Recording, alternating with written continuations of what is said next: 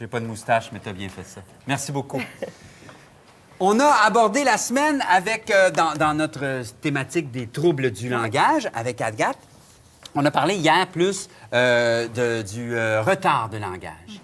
Aujourd'hui, c'est autre chose. Oui, on va parler de bégaiement. C'est un problème qui est assez fréquent, Agathe, qui touche beaucoup d'enfants.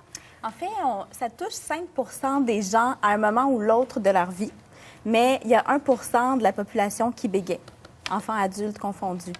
Alors, comment on définit le bégaiement? Donc, un enfant qui commence à parler, ça va arriver, il va dire mam.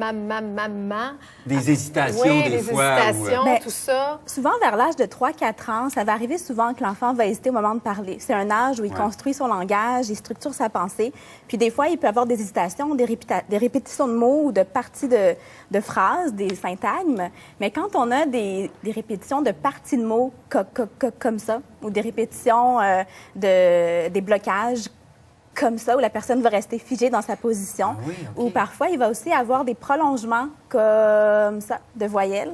Donc, c'est pas toujours les mêmes moments de bégaiement. Il y en a qui sont plus typiques du bégaiement que d'autres. Est-ce qu'il y a une raison physiologique à ça? C'est un problème dont l'origine vient d'où? C'est une très bonne question, puis il y a encore beaucoup de recherches qui se font actuellement pour savoir qu'est-ce qui cause le bégaiement. Ce qu'on sait à l'heure actuelle avec les recherches, c'est qu'il y a une grande partie de la cause qui est héréditaire. Donc, si on a des gens dans la famille qui ont déjà bégayé ou qui bégayent encore, il y a beaucoup plus de chances que d'autres personnes faudrait pas être étonné bégaient. à ce moment-là. Exactement. OK. Puis il y aurait un 30 aussi de facteurs environnementaux. Donc, c'est sûr que la personne doit avoir une prédisposition génétique à bégayer, mais avec un élément déclencheur, comme un événement qui va susciter des émotions particulières chez la personne, ça peut déclencher le bégaiement de cette façon-là. Et est-ce que ça peut se faire à tous âges, ça, ce déclenchement-là, ou habituellement c'est dans l'enfance? Très souvent, c'est dans l'enfance. Ça va être entre 2 et 5 ans, mais on a vu des cas aussi où le bégaiement peut apparaître plus tard, 7-8 ans et même plus vieux à l'adolescence. OK. Alors là, comme parent, si on sent ou on a l'impression que notre enfant est en train de développer un problème de bégaiement, qu'est-ce qu'on peut faire? En fait, il y a beaucoup de choses à faire. À partir du moment où on doit s'inquiéter, c'est si le bégaiement dure depuis un certain temps, depuis 6 mois à 1 an. Ça vaut la peine de On voit que ça consulter se en résorbe orthophonie. pas. Exactement. Mettons de l'âge de 3 à 4 ans ou même de 2 à 3 ans, parce qu'à partir de 2 ans, les enfants commencent à bien formuler des mots. Oui, Parce bien en qu'avant fait, ça, je j'ai dirais pas à 3 ans m'inquiéter. et Oui, demi. c'est ça, c'est un Ouais. peu jeune. Avant 2 Souvent, ans. on traite le bégaiement autour de 3 ans et demi. OK. Avant ça, ça peut être un peu jeune, mais si aussi on voit que l'enfant réagit fortement à son bégaiement, on peut voir l'enfant qui va pleurer ou qui va le manifester verbalement. C'est dur quand je veux sortir les mots, c'est dur quand je veux parler. Donc, si on voit des émotions négatives, aussi, il y a d'autres gens dans la famille qui bégaient, ça vaut la peine de consulter Ah aussi oui. en orthophonie. C'est relié des fois à des tics aussi. Comme pour s'aider, tu sais, il cligne des yeux.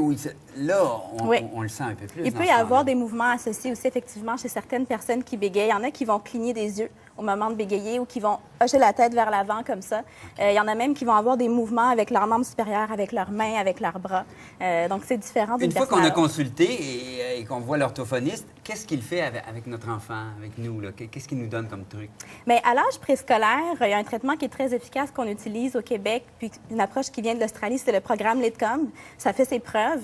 Puis quand on traite le bégaiement en bas âge, le pronostic est généralement favorable. Donc, on est LITCOM. capable... LITCOM, exactement. C'est le nom de la ville en Australie où le programme a été élaboré. Ah bon? OK. Et puis, c'est très efficace avec les enfants entre 3 ans et demi et 6 ans.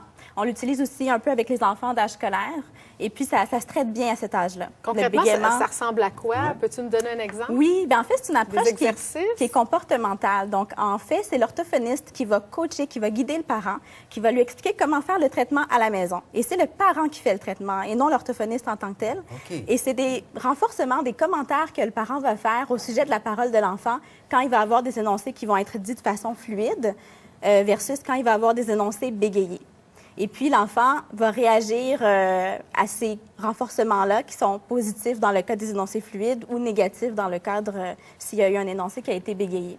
On parle d'un enfant de 3 à 5 ans, là, si Ouais. le problème est pris assez tôt. Si l'enfant est un peu plus vieux, même adolescent, est-ce qu'il y a des choses qu'on peut faire aussi? Oui, c'est sûr que le pronostic est plus réservé rendu à l'âge de l'adolescence ou à l'âge adulte parce que souvent, il va avoir des émotions négatives qui vont être associées au bégaiement.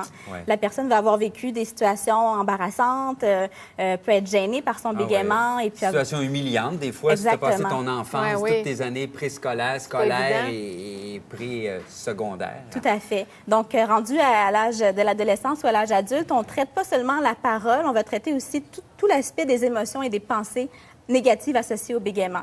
Et le pronostic est plus réservé, ça peut être plus difficile d'atteindre une belle fluidité, mais c'est possible quand même. Mais on parle plus d'un contrôle du bégaiement. On va amener la personne à le contrôler plutôt qu'à l'éliminer complètement. Ah oui. Ça fait des personnes introverties ou pas nécessairement. Il y en a qui ont ce problème-là, ce handicap, si on veut, mais ils passent par-dessus puis sont aussi volubiles, mais ça sort tout croche tout le temps. Tout à fait. On peut vaincre son bégaiement puis vivre de façon tout à fait fonctionnelle. Et puis souvent, on va penser que les gens qui bégayent sont plus gênés, plus réservés. C'est pas nécessairement vrai. Pas du tout. Il y en a qui chantent. C'est-tu un bon truc, ça? Ben oui, en fait, souvent, on va dire, ah, mais les personnes qui bégayent vont pas bégayer en chantant. En chantant? C'est vrai C'est pas une la légende plupart du urbaine, temps. ça marche. Non. Non. Moi, personnellement, dans ma pratique, j'ai vu une seule personne qui bégayait en chantant. Donc, généralement, on ne bégaye pas en chantant et on ne bégaye pas non plus quand on récite du par cœur. Oui, il y a des acteurs séries aussi automatiques. qui bégayent dans la vie puis qui, sur scène, Exactement. Ils peuvent faire une pièce de théâtre, Ouais. une émission sans bégayer Ils ont parce que appris c'est le par cœur. texte comme une chanson un peu. Bien, Faut juste pas que tu chantes en revenant de Rigaud. Parce que dans le là, si tu cerveau. chantes en revenant de Rigaud, ça prend beaucoup de talent pour chanter en revenant de Rigaud.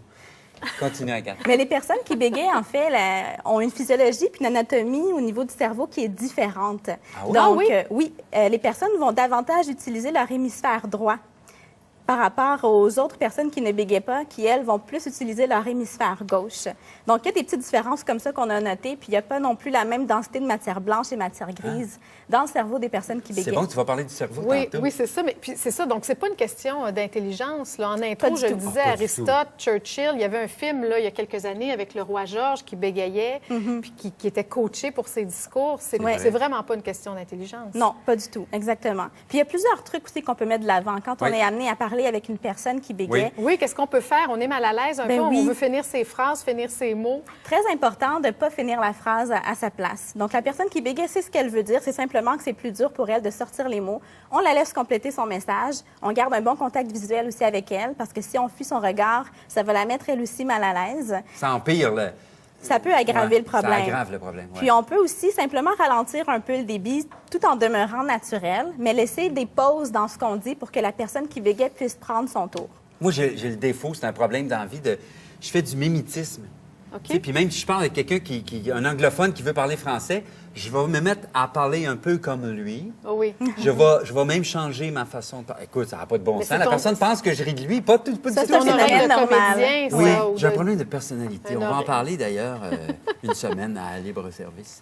Donc, tu es encore avec nous demain? Oui. On va poursuivre la discussion sur les Parfait. problèmes de langage. Ce que j'aimerais dire, c'est Oui. que Agathe est orthophoniste et directrice générale de la clinique Multithérapie Proaction. Et puis, on peut aller sur ton site. Tu as un site Internet qui est www.kabola.ca. Oui, tout Qui est à ton fait. nom de famille, Agathe Tupula Kabola. Oui, tout à fait. Puis si Merci. je peux terminer rapidement. Oui, vas-y. Un excellent livre pour aborder le bégaiement chez les enfants. On va le montrer ici à Mon la nom, caméra. c'est Olivier. Donc, ça parle du bégaiement chez un enfant pour dédramatiser la situation. OK. Il n'y a plus de musique. On s'en va voir PY. Merci beaucoup. Merci. Ciao. Merci.